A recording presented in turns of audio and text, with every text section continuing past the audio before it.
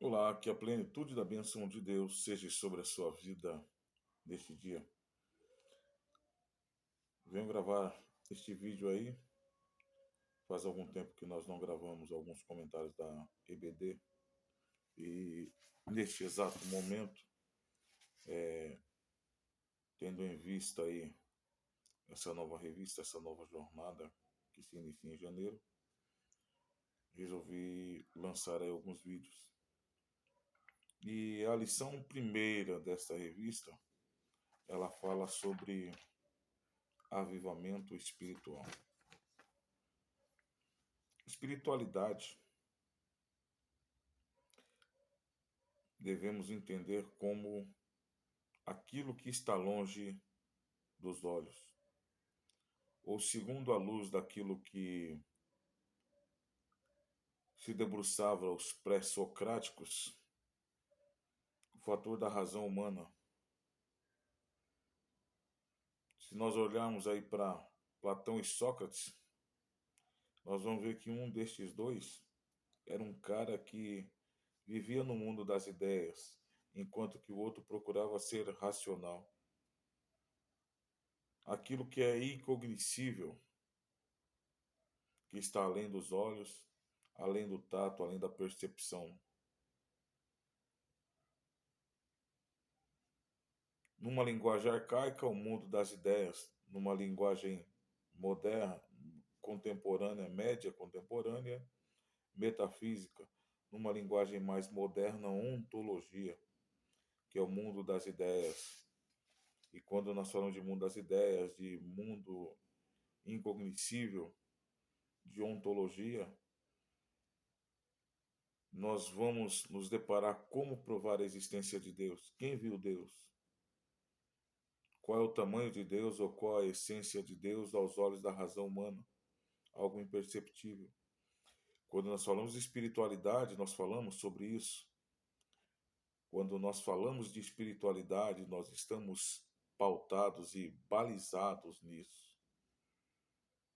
Então, o homem espiritual é um homem que vive pela fé. E ao vislumbre de alguns conceitos humanos, a fé é algo irracional. É algo que não pode ser medido por proporções humanas. E isso, para muitas pessoas, torna-se algo louco, impossível, inconcebível. Para Paulo se deparou com esse conceito. Em algumas de suas cartas, ele narra a sua experiência sobre isso aí. Posso aqui ressaltar bem claro, bem nitidamente aos leitores da Bíblia. Carta de Paulo aos Romanos, no capítulo 1, ele diz: olha, nós pregamos a Jesus Cristo, loucura para os gregos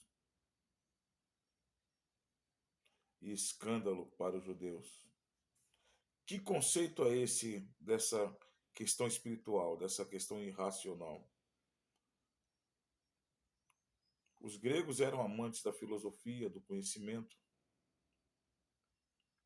e os mais bem posicionados, que tinham uma meta profunda, eles balizavam, se estribavam no conceito ou no princípio de que tudo tem que ser provado. Aquilo que o homem pode pegar, aquilo que o homem pode tocar, aquilo que o homem não pode tocar, não pode ver, ele tem que medir. Por exemplo, o íon, os átomos, o íon que o pessoal diz que é a partícula da vida. Mas aí chega um determinado momento em que a física quântica, ela para. O conhecimento dela se limita. A matemática, ela é infinda, mas aos olhos da física há um limite. A ciência ainda não conseguiu desvendar inúmeros mistérios, embora esteja muito evoluída. Mas tudo isso é medido, é flexibilizado, é trazido à esfera racional e à esfera humana. Então os gregos eram amantes disso, de conhecimento, de sabedoria, de profundidade. E essa história de um homem pendurado num patíbulo, como era comum da sua cultura ter esses homens e essas pessoas eh, levantados no patíbulo como os piores criminosos da sua época, era loucura. Como um criminoso, se ele foi pendurado num patíbulo, ele é um criminoso. Sendo um criminoso, não é uma pessoa boa aos olhos da sociedade. E agora esse homem morre para trazer vidas a muitos, para trazer salvação a muitos. Isso é loucura. Quem seria louco, em uma linguagem mais popular, quem seria louco o suficiente de morrer por alguém? Difícil, ainda mais em prol de todo humano. Então, quando nós falamos de espiritualidade, nós temos que entender, nós temos que nos posicionar consequentemente a essas questões. E a segunda parte da lição, ela vai falar sobre avivamento.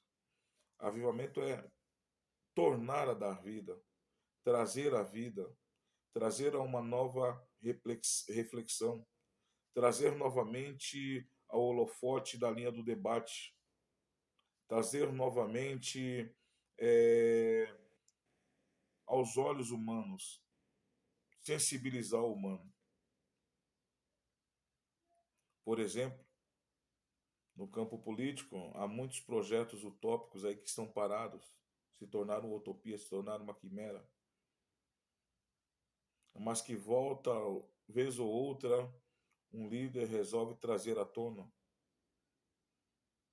determinados projetos e colocar em pauta. Então, reavivar é tornar a colocar em pauta, tornar a trazer vida, tornar a colocar em evidência. E quando nós falamos de um avivamento espiritual, nós temos que entender que a igreja clama, a liderança clama, o evangelho precisa de um avivamento, mas um avivamento verdadeiramente espiritual. Não é simplesmente reunir um grupo de pessoas e começar a sair às ruas e pregar. Esse avivamento, sim, tem que começar a sair às ruas, mas porém o avivamento tem que começar dentro de cada um, com o coração quebrantado, com o coração contrito a Deus. E nós não temos experimentado, temos tido mais experiências com o Senhor, porque quando nós dobramos os nossos joelhos, nós nos tornamos egoístas. A nossa oração, a nossa prece é preocupada conosco e com aqueles que nos cerceiam, conosco e com os nossos familiares. E uma oração por avivamento que Deus irá atender é quando esse coração estiver quebrantado. Quando nós nos esvaziarmos dos nossos problemas e conceitos e nos preocuparmos com uma sociedade que precisa. Vejam bem, essa lição primeira, ela tem como base, segundo as crônicas, no capítulo 7, capítulo 7 do versículo de número 12 ao 15, e Ageu, capítulo de 2, dos versos de 5 a 9. Quando Deus chega naquela oração, ele diz: agora estarão abertos os meus olhos e atentos os meus ouvidos. Porque a pessoa que levantou aquela oração, que fez aquela consagração, estava realmente focada em Deus. Estava contrito a Deus. Estava com o coração quebrantado ao Senhor. Estava com o propósito de trazer o povo de volta à verdadeira adoração. É alguém que estava preocupado em colocar Deus, o Eterno, o Criador, no centro das atenções do humano novamente. E nós não temos visto sinais nos dias atuais. Nós não temos visto mais um movimento verdadeiramente espiritual em nosso meio, porque o egoísmo, a vaidade excessiva, a arrogância, a mágoa, está plantada nos corações das pessoas que se dizem cristãs, das pessoas que professam que se arrependeram dos seus pecados, das pessoas que professam ser divulgadores do amor supremo, do amor divino. Mas que amor é esse que enche os nossos corações de mágoa, que fazem nos odiar ao nosso semelhante, aos nossos irmãos? E o interessante é que existe uma filosofia de ordem africana chamada Ubuntu. E deixe-me deixar bem claro aqui aos senhores, um certo antropólogo foi à África estudar uma tribo. E ele enche um cesto de doces, de guloseimas, e reúne um grupo de crianças. Traz aquela, coloca perto de uma árvore e faz uma proposta àquelas crianças. Olha, quem chegar lá primeiro será dono de todas essas guloseimas. Aí aquele grupo de crianças fazem uma fila lateral, lado a lado, cada um pega na mão do outro, e aí aquele homem diz: Olha, quando eu contar até 3 e dizer já, vocês vão. Quem chegar primeiro é o dono. E aquelas crianças olham um para o outro, cada um pega na mão do outro, e todas correm juntas. E chegam lá, todas elas pegam o cesto, colocam no meio e fazem um círculo. E começam a dividir, começam a degustar. E aquele antropólogo achou interessante essa proposta. E ele diz: Por que vocês fizeram isso, sendo que um só poderia ser dono de tudo isso? E aí uma daquelas crianças responde, disse: Ubuntu, tio. E o conceito de Ubuntu é: somos humanos. E se somos humanos, devemos ser uns pelos outros. Porque se um só fosse o dono daquilo ali, alguém ia ficar triste. Por exemplo, é como o caso da loteria. Muitas pessoas apostam, mas às vezes somente 2 ou 3 pessoas dividem o prêmio. É algo injusto. E Ubuntu é ser uns pelos outros. Observe o caso de uma família, pais, filhos, marido, esposa, todos têm os seus imbróglios, todos têm os seus contratempos, mas é uma família e deve ser uns pelos outros. E essa família de Cristo, esse reino espiritual, nesse mundo espiritual, nós devemos entender isso. Pessoas nos decepcionarão, somos humanos. Pessoas nos frustrarão, mas o nosso alvo é a glória nos céus.